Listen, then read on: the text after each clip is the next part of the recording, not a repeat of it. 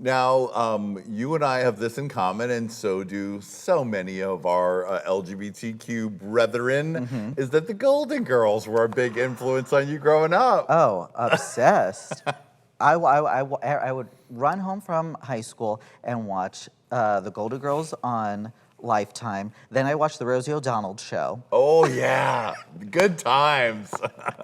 That was my block right there. But no, the Golden Girls I was obsessed with, and I still am. I still watch it. I mean, it's really my influence for so much because if you watch those episodes, it's all comedy, but there's serious stuff too. I mean, they've tackled like homosexuality, HIV, pill addiction. They've tackled so many things, yet peppered and bookended it with so much humor. So that's what I try to do with my stuff. So yeah, I'm a Dorothy. Uh-huh. What do you think you are? I'm definitely a Dorothy with a Blanche Rising. Everybody says so. Yeah.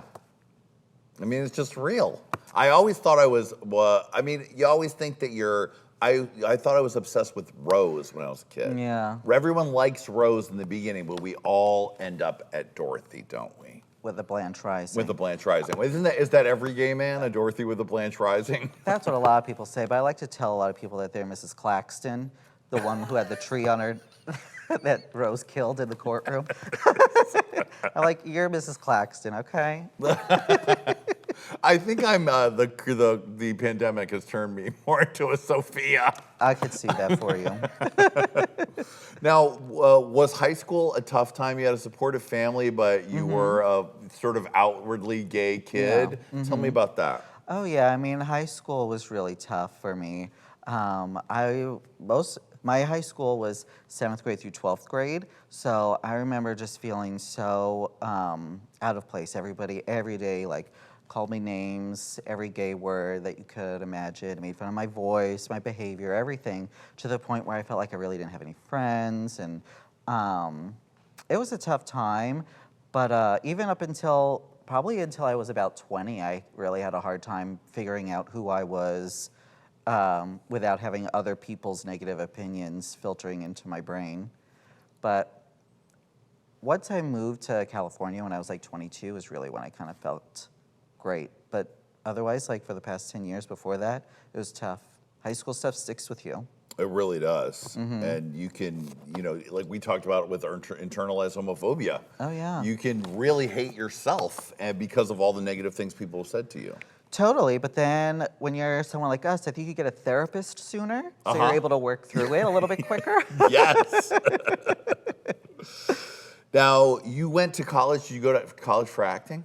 Yeah, I went to college for acting, and it was a good experience. I learned a bunch, spent a lot. Still have not paid any of it off. I'd be fine if I died never paying it off. Yeah. But no, I mean, I learned like the basics when it came to acting, but I didn't learn any comedy there, and I think that's what I always was kind of naturally inclined to doing.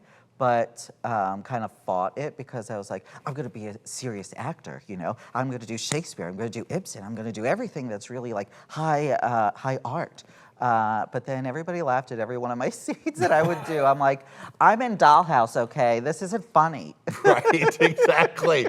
I mean, acting school is a choice. I also went. Yeah. And you're like, I spent hundreds of thousands of dollars. And I Yeah. should have just gone to Hollywood right away and been an intern on a set and started doing it. Truly, I should have just taken Comedy 101 at UCB. Right, and you would have been the fresh young thing on the scene. Exactly. But yeah, you spent all that time in acting school and you're breathing and doing all the things, and you really do, you're like, I'm everything. I'm going to be a serious actor, movie star, all these things. Yeah, you think, I could play 80, I could play 5, I could play anything because I did the work. Right, exactly. Then you move here and you're like, and everyone's like, you're just going to play a gay guy who's the same age as you.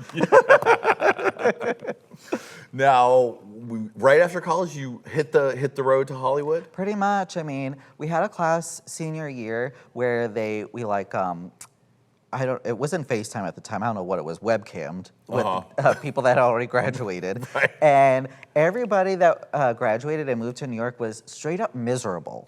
So I was like, okay, maybe, and then they eventually moved to LA anyway. So I was like, you know what? Why don't I just skip New York and just move to LA? So the second I graduated, I was like, I'm moving to LA. And I told one of my friends, she's like, I'm going to come too. So we drove cross country here.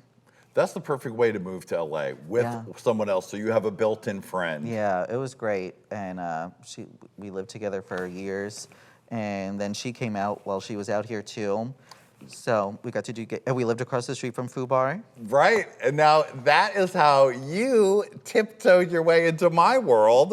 In the early days of Hey Qween, I was still making ends meet by hitting the road, doing dirty gay songs, and throwing a party at Fubar every Saturday night. Yeah. Now, how did you, first of all, for someone who says they were shy and had internalized homophobia, sweetie, you got there and you jumped right on the go-go box.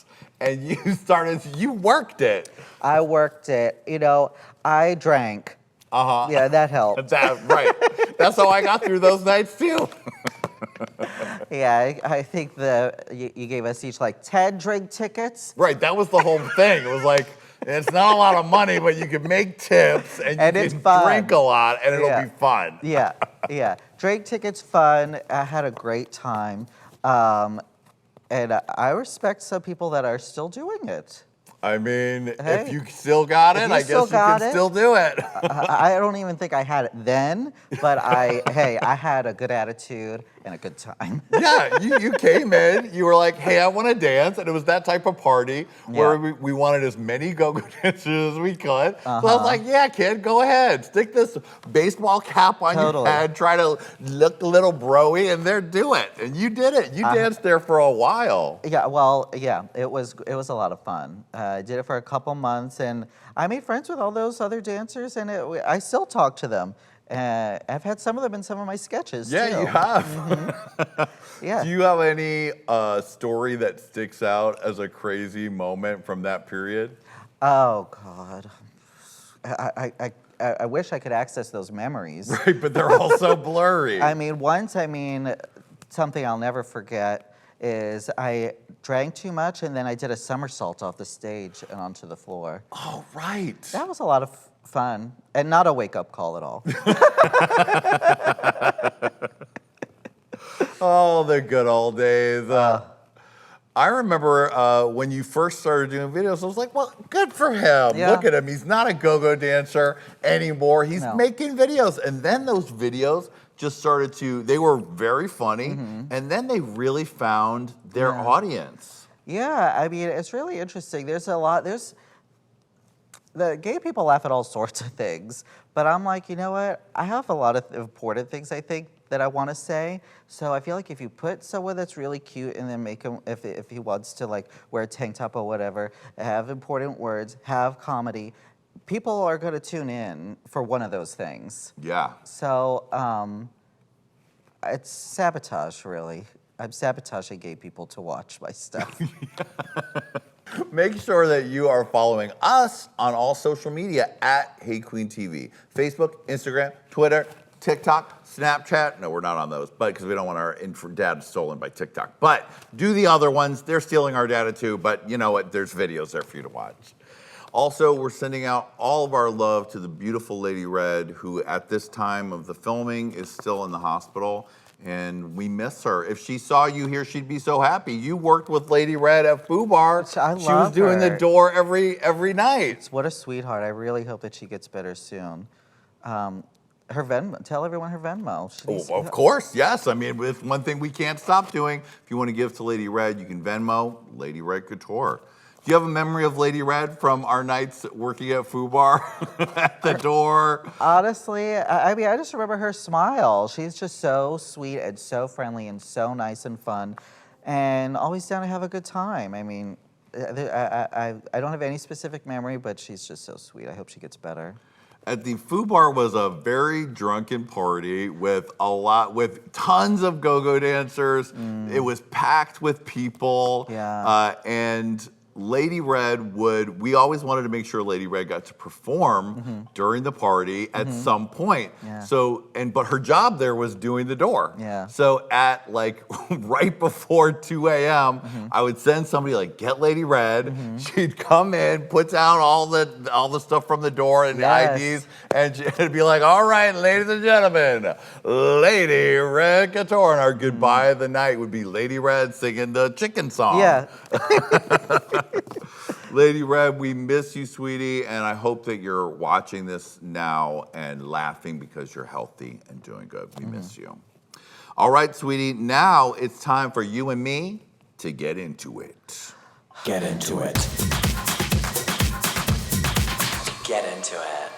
Let's talk about all of these videos. Sweetie, you've been prolific. You have tapped into the zeitgeist. How did it all happen? Like, what started you off making the videos? I know you had studied at Second City. You did sort of the LA comedy thing for a bit. Yeah. What was the genesis of it? Well, I mean, I guess the genesis of it was that other people were doing videos and not including me. So I was like, you know what, forget you. I don't need to be in your videos. I'll do my own. And then it did take me I did probably 15 videos before I really got my groove. But that was the real, what lit the fire under my butt is that, no one was giving me an opportunity really. So I was like, I'll write it and do it all on my own. And that was maybe 4 or 5 years ago. And at that point, everybody had a good camera. It wasn't hard to get a good camera. So everybody, it was so accessible. I had no excuse to not be doing it.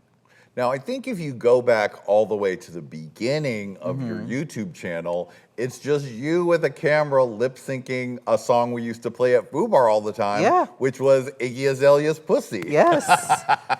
Yeah, exactly. That was my first video I put up there. And I probably did it one of the days that I was after working at Foo Bar because it was in my brain. But no, yeah, that's when I had nobody, I was like, okay, I'll just film this on my MacBook. Right.